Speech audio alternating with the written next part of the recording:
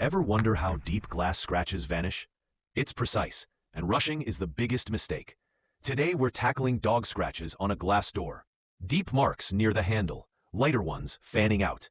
With small, deep scratches, managing heat is half the battle. Too much heat warps glass. That's why I alternate between areas, letting one cool while polishing the other. Critical tip: stay on the same grit for all affected areas before moving up. Switching grits means cross-contamination and wasted time. Even a tiny amount dust can cause new swirls. Each area took 25 to 30 minutes, but alternating during the same grit phase was efficient. Once polishing, focus on one spot for clarity and heat control.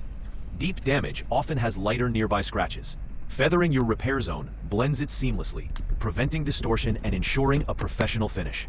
This is just one trick: DM polish.